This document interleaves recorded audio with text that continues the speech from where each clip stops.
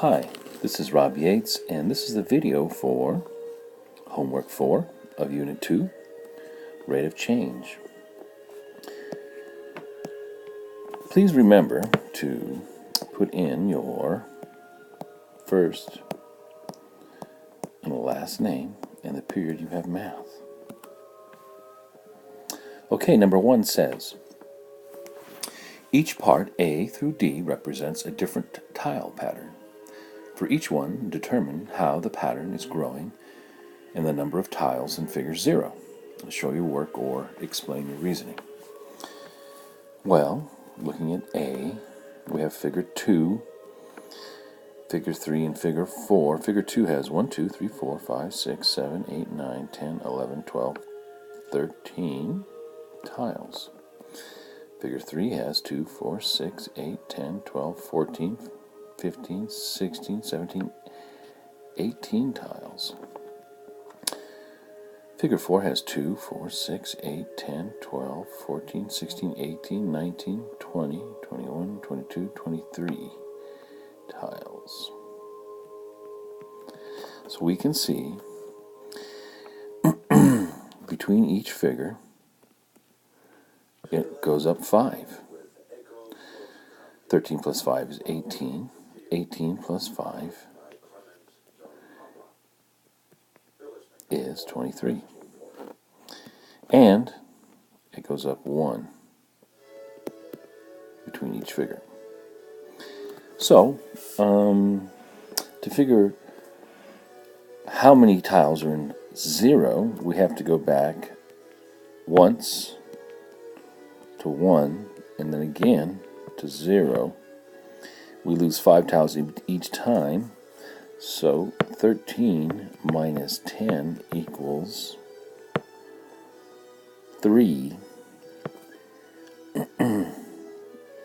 which equals B, or figure 0. And our formula, if you will, would be something like, let me get some of this junk out of the way that we used to figure here. Something like y equals 5x, that's the number of tiles it increases, plus 3, which is the number of tiles in figure 0. Alright, for B, we can see that our y-intercept is 3. So we know whatever's going to happen is B equals 3. And if we do a little slope triangle, that looks like it comes down 4 and over 2. Negative 4 over 2 is the same as negative 2. So our formula would be something like y equals negative 2x plus 3.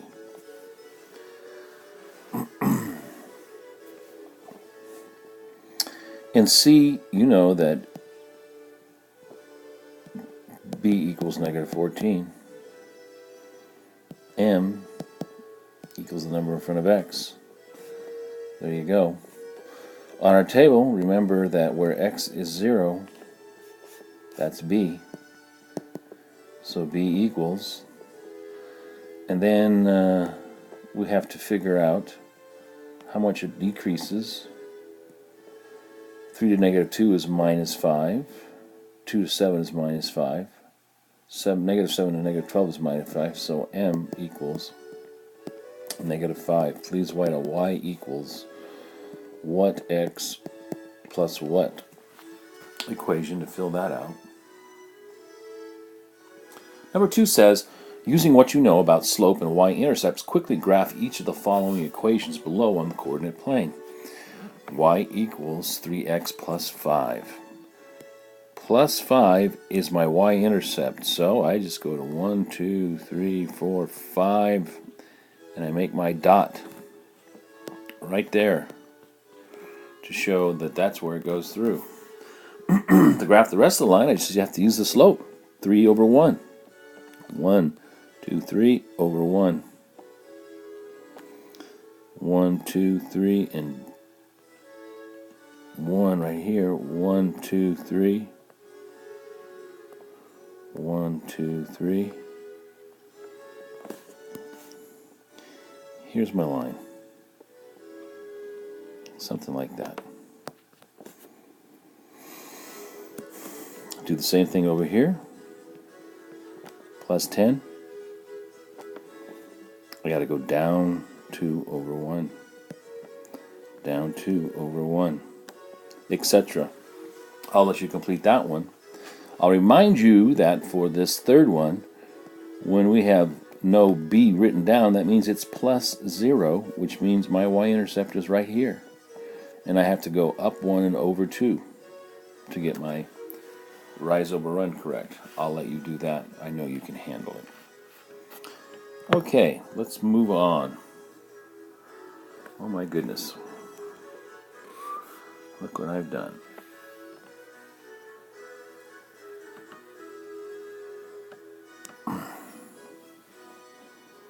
All right, for 3 it says, find the equation of the line graph to the right.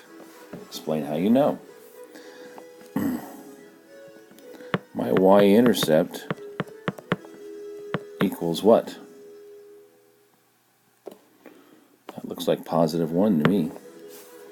And if I draw a slope triangle, I go down 2 over 1.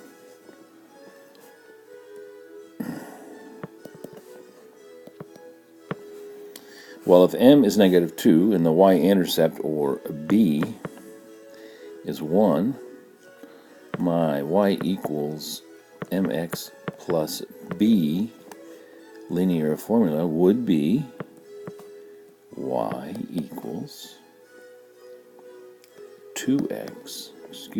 negative 2x plus 1. All right, number 4 is an evaluate problem, which is proven difficult for some of us. You just need to insert these numbers, x and y, in for every x and y you see in the example given. So for instance, the first instance here is the third root of negative 27 minus the square root of 49 over 47 minus 49 plus negative 27 plus 17 over the absolute power of negative 2 minus 3.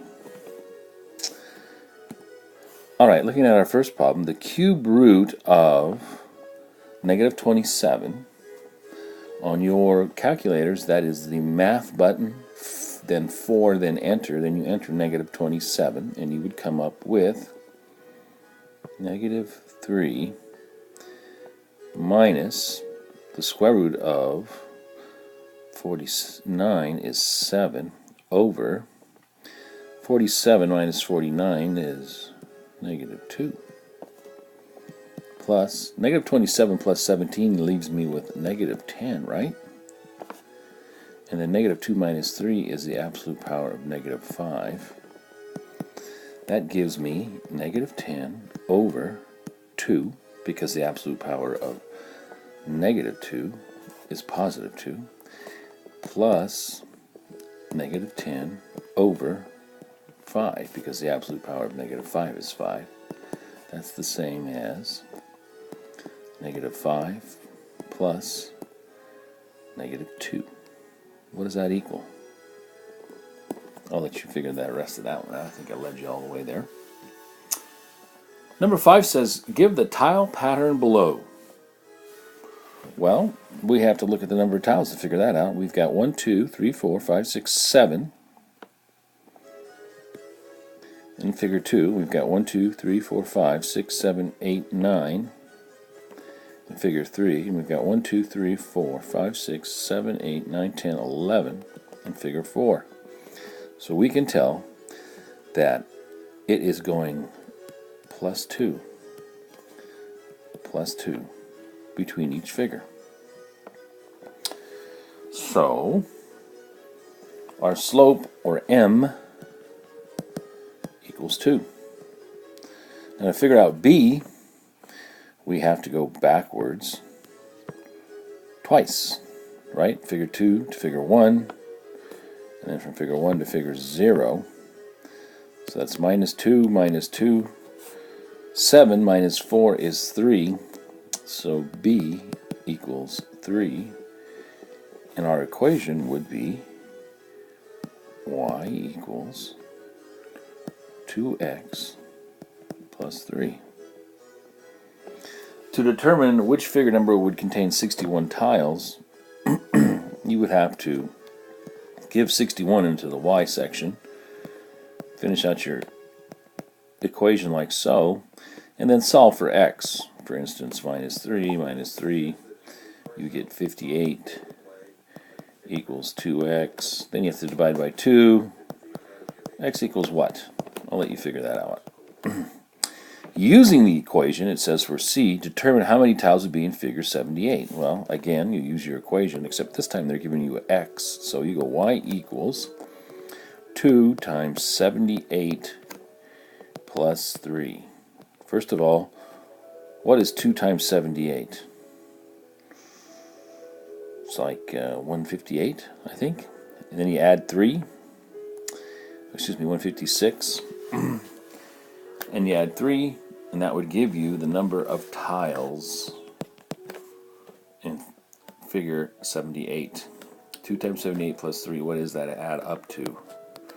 When you know that, you know the answer. If you have any other questions, please come see me in class, or your math teacher, Mr. Scott, Mr. McCrae, Ms. Edgerly, Ms. Fields. Also remember, there are tutors in the library every morning and every afternoon, and that Mr. Reyna, who's in the library in the afternoons, speaks fluent Spanish, so he can answer questions for you in Spanish. Thanks again, and we'll see you on the next video.